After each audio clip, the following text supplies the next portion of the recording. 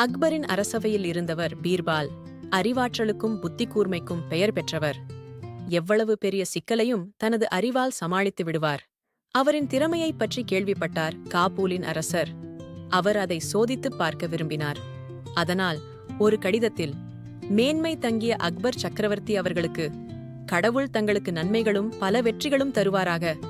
தாங்கள் எனக்கு ஒரு குடம் நிறைய அதிசயம் அனுப்புமாறு கேட்டுக்கொள்கிறேன் என்று தனது கைப்பட எழுதி கையெழுத்துப் போட்டு அதை ஒரு தூதுவன் மூலமாக அக்பருக்கு அனுப்பினார் காபூல் அரசர்.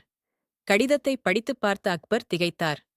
என்னது, ஒரு குடம் அதிசயம் அனுப்புவதா? ஒன்றுமே புரியவில்லையே என்று குழம்பினார். பின்னர் அந்த கடிதத்தை பீர்பாலிடம் காட்டினார். பீர்பால் சிறிது நேரம் யோசித்தார். பின்னர் அக்பரிடம், நீங்கள் இன்னும் 3 மாதத்தில் அதிசயம் அனுப்புவதாக பதில் எழுதுங்கள் என்றார். அக்பரும் பீர்பால் சொன்னது போலவே பதில் எழுதி காபூல் அரசருக்கு அனுப்பினார். அதன்பின் அக்பர் பீர்பாலிடம், ஒரு குடம் அதிசயம் எப்படி அனுப்புவீர்கள் என்று கேட்டார். அதற்கு பீர்பால், 3 மாதம் கழித்து அந்த அதிசயத்தை பாருங்கள் என்றார். பிறகு பீர்பால் ஒரு மண் குடத்தை எடுத்தார். ஒரு பூசணி கொடியில் காய்ச்சிருந்த பூசணி பிஞ்சு ஒன்றை அதன் கொடியோடு மண் குடத்திற்குள் வைத்தார். வைக்கோலால் குடத்தை மூடினார். நாளாக நாளாக பூசணி பிஞ்சு குடத்திற்குள்ளேயே நன்றாக வளர்ந்து பெருத்தது.